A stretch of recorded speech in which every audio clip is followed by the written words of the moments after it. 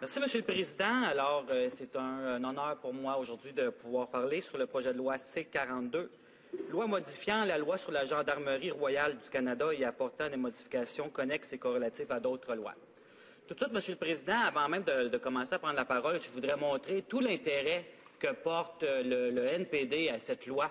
Il y a plein de mes collègues qui se sont levés depuis presque une heure là, maintenant, et qui montrent effectivement un intérêt pour lutter contre les failles, disons, qu'il y a, entre autres, dans l'appareil de la Gendarmerie royale du Canada. Et à cet égard-là, il est important de mentionner le désintérêt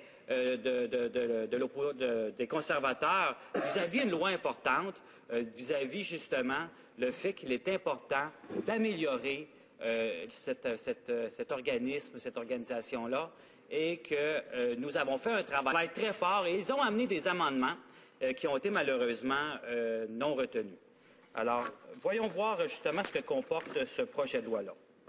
Le projet de loi C-42, qu'est-ce qu'il y a dedans? Premièrement, il ajoute de nouvelles dispositions aux clauses relatives aux relations de travail et donne au commissaire de la GRC le pouvoir de nommer et de renvoyer des membres selon son gré. Deuxièmement, il tente de réformer le processus relatif au renforcement disciplinaire, aux plaintes, à la gestion des ressources humaines pour les membres de la GRC. Et finalement, il vise à réformer l'ancienne commission des plaintes du public contre la Gendarmerie royale du Canada en mettant sur pied une nouvelle commission civile de plainte.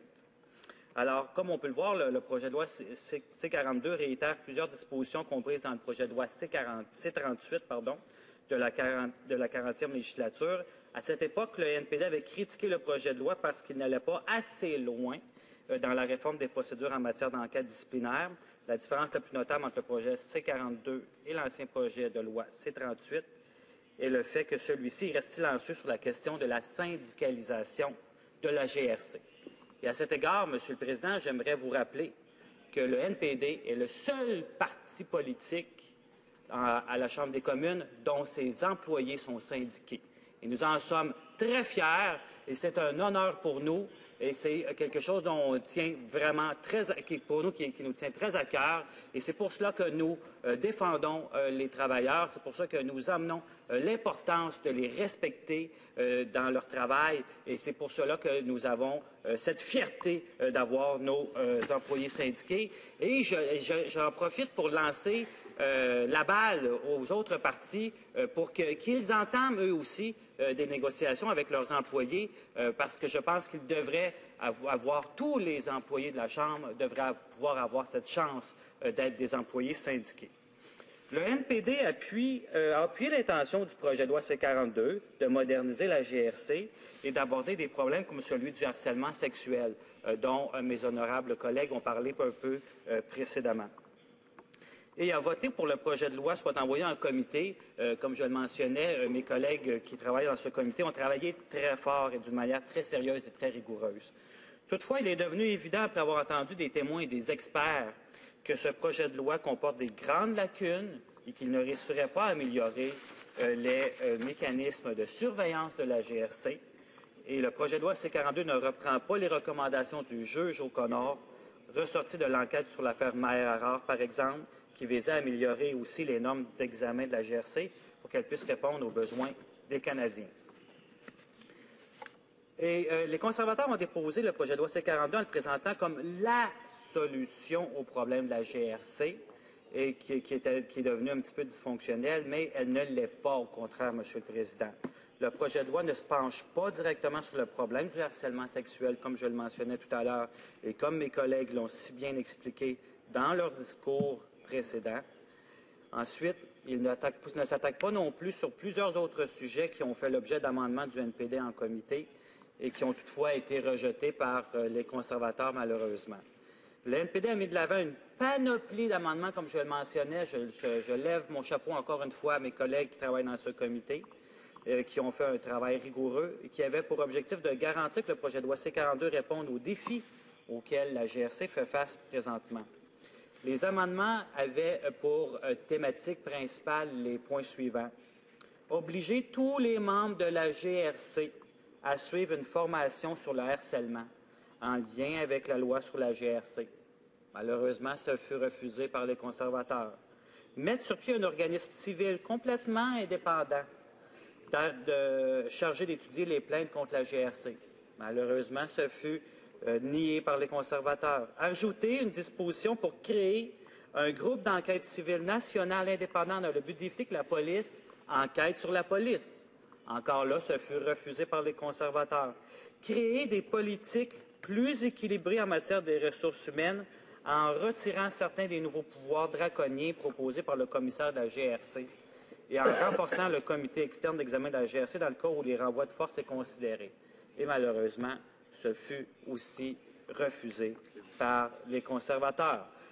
Les conservateurs ont donc refusé tous ces amendements du NPD en ignorant plusieurs recommandations des témoins qui ont pris leur temps précieux pour venir parler devant le comité, pour venir expliquer leur point de vue et venir proposer des amendements et des solutions aux failles. Parce que nous sommes pour le principe de révision de la GRC. Nous avons d'ailleurs appuyé en deuxième lecture ce projet de loi-là. Malheureusement, il n'est pas suffisamment adéquat présentement. Et pourquoi qu'il n'est pas suffisamment adéquat? Parce que les conservateurs ont bâclé le travail en comité. Ils ont refusé les amendements proposés par les témoins. Ils ont refusé les amendements offerts par les membres du NPD dans ce comité. Et c'est ce qui explique que nous allons voter contre en troisième lecture. Monsieur le Président, je vais reprendre le point qu'on parlait tout à l'heure de la mauvaise conduite et du harcèlement sexuel. C'est un point qui est excessivement important et qui a eu de grandes vagues récemment et sur lequel il faut s'attaquer. Et le projet de loi C-42 ne fait pas suffisamment d'efforts sur ce point-là. D'ailleurs, comme vous le savez, nous demandons que ce projet de loi-là puisse permettre au moins une formation à la GRC concernant les problèmes de harcèlement sexuel. Et on attend toujours les conclusions de 2 rapports devant éclairer la question du harcèlement sexuel à la GRC, soit celui de l'enquête de la Commission des plaintes du public et celui de la GRC, et celui de l'évaluation, de la GRC sur les questions de genre. En ce qui concerne aussi un autre problème que j'ai nommé tout à l'heure et dont que je trouve vraiment important, c'est celui de la syndicalisation de la GRC. Comme je le mentionnais tout à l'heure, nous sommes très fiers, nous, au NPD, d'appuyer les syndicats. Nous sommes très fiers d'avoir nos adjoints qui sont syndiqués et nous désirons aussi permettre à tous les employés d'être syndiqués. Et à cet égard-là, le projet de loi n'aborde pas cette question. Actuellement, qui est devant les tribunaux d'ailleurs. La GRC est le seul corps de police au Canada qui n'a pas de convention collective, imaginez-vous, Monsieur le Président.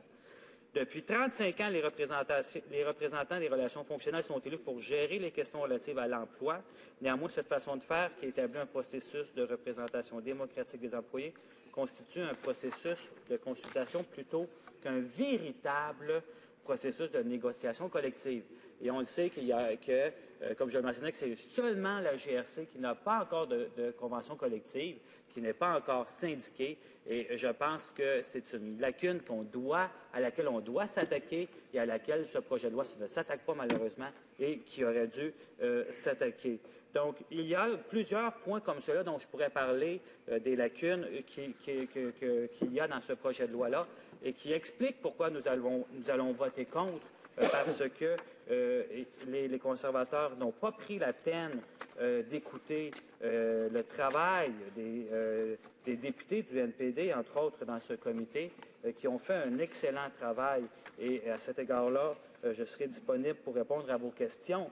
Et il me fera plaisir d'approfondir les problèmes, par exemple, de harcèlement sexuel à laquelle le projet de loi ne répond pas, et aussi concernant les problèmes de syndicalisation auxquels le projet de loi ne répond pas. Merci, Monsieur le Président. Questions and comments? Questions, observations? Député de Repentigny. Merci, Monsieur le Président. entend à plusieurs reprises à quel point le gouvernement arrogant qui est en place dit oui, mais écoutez, vos amendements en comité ne sont pas bons. Je me demandais si mon honorable collègue, qui a entendu la même chose que moi, a vécu autre chose dans le comité dans lequel il se trouve. Est-ce que les conservateurs écoutent les gens, les experts qui viennent avec une ouverture d'esprit, ou est-ce qu'ils sont constamment fermés, ils vont toujours à huis clos, et ils font juste à leur tête? Merci, M. le Président. La députée de Drummond. Alors, je voudrais remercier mon honorable collègue de Repentigny pour son excellente question. Et avant d'aller plus loin, je voudrais vraiment nommer les 4 députés NPD qui font un excellent travail dans ce comité, soit le député d'Esquimalt Juan de Fuca, la députée d'Alfred Pellan, qui est très... Oui, on peut le saluer. Le député de Compton-Stanstead et le député de Thunder Bay, Reddy River. Et puis, à cet égard-là, oui, il a raison. Mon collègue de Repentigny, tu as absolument raison. Monsieur le Président, le collègue a raison quand il mentionne que dans les comités, parfois, c'est ardu. Et dans mon comité, ce qui est le plus difficile, c'est dès qu'on veut parler d'amendement ou de quoi que ce soit, tout le travail se fait à huis clos et on ne peut pas rendre compte de ce qui se passe à ce moment-là. Et c'est la difficulté en démocratie. On doit pouvoir, justement, la population doit pouvoir être au courant de ce qui se passe, doit pouvoir être au courant quand, par exemple, le gouvernement en place, présentement, les conservateurs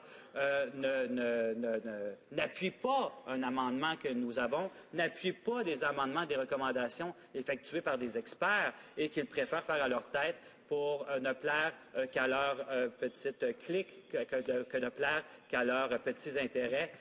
Et à ce moment-là, il faut effectivement le dénoncer pour que la population soit au courant, pour qu'aux prochaines élections, ils ne votent pas conservateurs, mais qu'ils permettent au NPD plutôt de remporter les élections. Et c'est ce qu'on va faire en 2015, bien sûr. Questions et observations. Le député de Pallister. Merci, Monsieur le Président.